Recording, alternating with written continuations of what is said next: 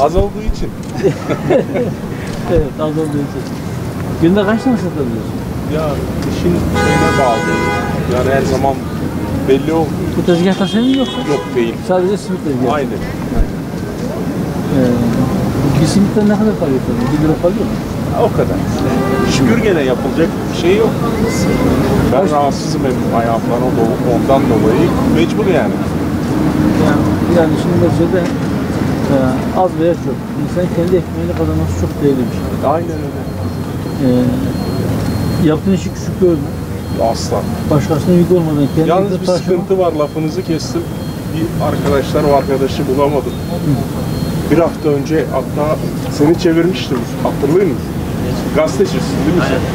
Biz burada duruyoruz, bizi fotoğraflamışlar, fese yapmışlar. Ben ekmek parası kazanıyorum. Bu halimle şu değneklerle gezeyim ama ben arkadaşı da getireceğim. İlla getireceğim. Kimseden vermiyoruz, para istemiyoruz. Bizim işgal ettiğimizi söylemişler. Çok ayıp bir şey. Daha bir abi vardı, o bugün gelmedi, limon satıyordu. Ben çok gücendim yani. Bak ne kadar güzel bir şey. Ben tezgahı bu halimle açayım tezgahımı. Allah'a şükürler olsun. Rızkımız neyse alıyoruz ekmeğimizi, akşam oldu mu gidiyoruz. O şeyden yana çok alındım. Baktım onu bizi hiç anlamadan çekmiş o. Yoksa ben şey yapardım. Şimdi hep bakıyorum ben illa yani diyeceğim. Arkadaşları da görünce sıkıntı yok. Aynen. Ya yakışıyor da şimdi hani işgal deyince zaten biz yani işgal değil. Ya şimdi daha iyi şartlar sana sunulduğunu sen mi tepkin kardeşim? Ya herhalde yani dediğin gibi. Ama şükür yani geçinmeye çalışıyoruz. Aynen öyle diyoruz yani. Öyle bakıyor. Hayırlı işler. Sağ olun Allah. Emekliyim. Allah yardımcınız olsun. Zor. Bak sadece bir ekmek yani. Bu 1 kilo salata 10 lira olmuş. Evet, soğan, patates. Evet. En gıda maddesi mesela kadınların. Patates, soğan, domates. Domates her sene biz alıyorduk 1 liraya. 2 liraya. Ben bu işi de kendim de yaptım. Çiftçilik yaptım. Evet. 10 kuruşa 5 kuruşa domates patlıcan sattım ben. Şimdi 10 liraya sat. Şimdi bak 10 lira. Allah yardımcınız olsun. Ya Allah inşallah size de bize de inşallah. Amin. Olsun. Hep beraber. Boya. Ben de yaptım bunu küçükken biliyor musun? Sonra, bilirim yani bu işleri biraz. Cantara'ya başkanım. Ekmek çıkıyor mu? Allah bereket versin. Amin. Sağ ol, Allah razı olsun. Hayat şartları nasıl? Sakız bu acı. Zor mu? Zor, hiç sakta septe yok. Daha siftah yok. Hiç yok, Allah'a bak sen bak de. Nerede oturuyor bekliyor. Niye? Millet terlik mi giyiyor? O yüzden mi diyorsan? Sen fark etme. Allah kolaylık versin. Tamam olur başkanım. Kolay gelsin. Ama yoğun olarak çalıştığımız kesim yabancıdır. Evet. Yabancı müşteriye Sınıra çalışıyoruz. yakın olmanın Avantajını Evet. diyelim. Evet. Aynı zamanda bu nüfus kağıdı serbest yani olma pasaportsuz geçiş. olayından dolayı geçişler serbest Daha olduğundan kolay oluyor. dolayı daha kolay oluyor artık. Geliş ve gidişleri. O yüzden biraz işlerimiz daha da fark etmeye başladı. İnşallah. Peki. Merhaba. Kolay gelsin. Kedi sizin mi yoksa çarşının mı? Hoş geldiniz. Hoş Bu bulduk. meydanın ortak Meydan. kedisi, evet.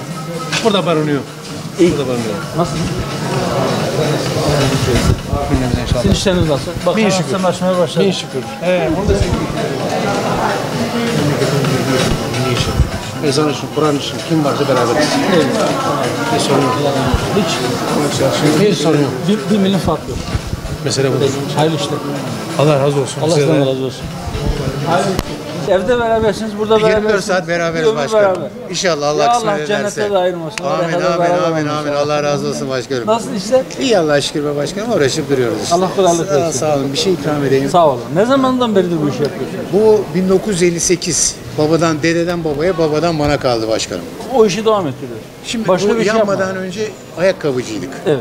Çarşımız yandıktan sonra Yani hep esnaf. hep esnaf. Esnaf doğduk. Allah'ın izniyle. O zaman Edirne'nin nabzını siz çok iyi tutarsınız. tutarız. Edirne'nin bir numaralı sorun nedir size göre? Vallahi Edirne şu an hani bu Bulgarlar, Yunanlar geldiğinde ekonomik açısından iyi. Evet.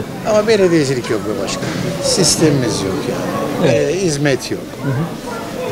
Yani işte normal genel ne şeyse varsa sorunlar burada da var. Her 5 kişinin 4'ü belediyecilikten şikayet ediyor. Belediyecilik yani Demek ki harbiden öyleymiş yani. yok belediyecilik denen bir sistem yok. Hizmet yok, bir şey yok. Siz daha iyi biliyorsunuz, geziyorsunuz Belki Türkiye'yi. belediyemizi burada alırız. Siz bir de inşallah siz buralarda bir gezin görün. Siz bütün Türkiye'yi geziyorsunuz. Evet. Görün yani belediyeciliği. Yok çok gördük. daha iyi. Biz kendi gözlerimizle Hakikaten gördük ama yani. hani vatandaşın gözüyle nasıl görünüyor diye Tabii. sorduk. Aynen. Gerçekten vatandaş yani dediğim gibi %80 oranında Şikayetçi. belediye hizmetlerinde ve haklı bir şikayet. Evet. 10 kişiden bir tanesi söyleseydi ben derdim belki hani Hadi az ben var. yanlış söylerim, yalan söylerim, bilmem Estağfurullah, ne siyasi estağfurullah. düşünürüm ama Estağfurullah. değil yani.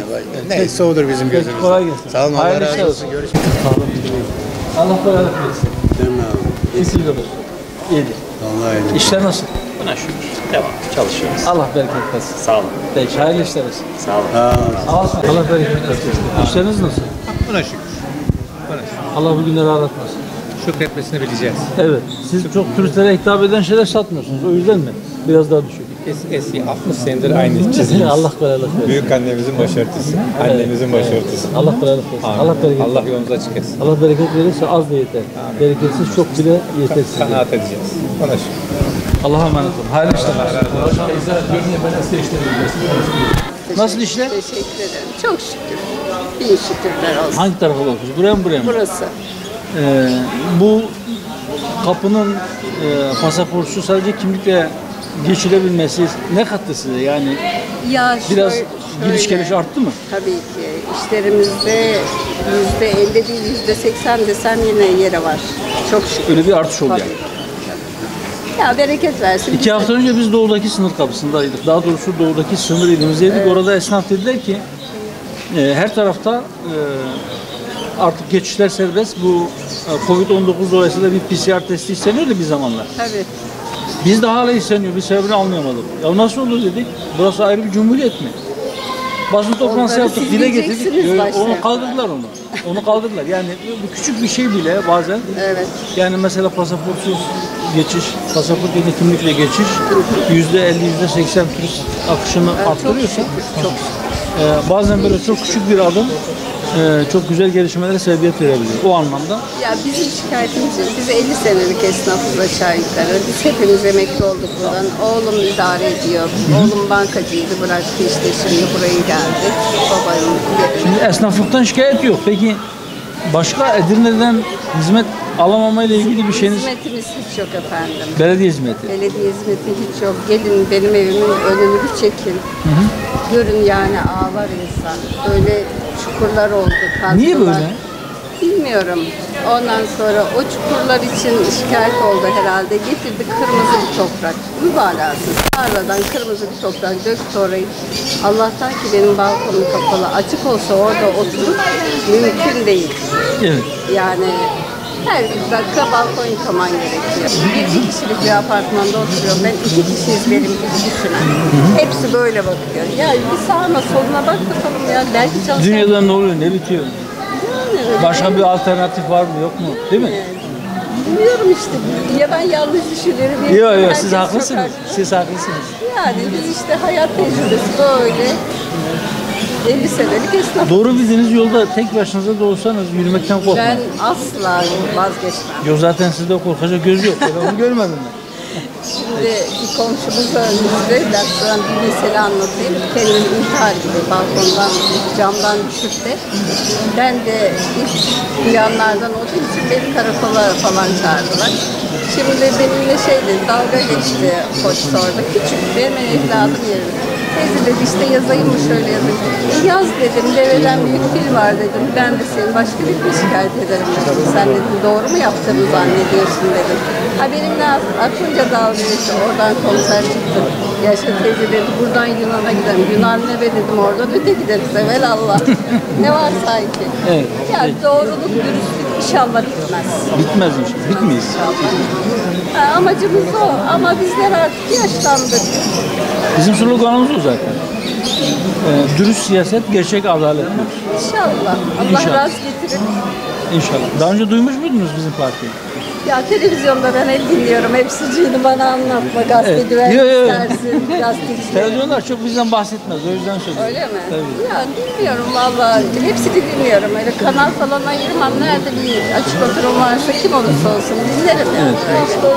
Allah herkesin gönlüne göre Amin, versin amin. Rabbim. Allah işinizi gücünüzü rast getirsin. Sağ olun. Sağ olun. Sağ olun. İnşallah adalet yeniden tesis edilecek bir ülke. Ama Edirne'de dediğim gibi belediye ile alakalı bugün yine seçim olsun yine o gelir. Değil mi? Ben kaçıncı seçimi gördük artık. Tecrübe konuşuyor. Ya öyle. Peki. Öyle maalesef. Hayırlı işler. Sağ ol size.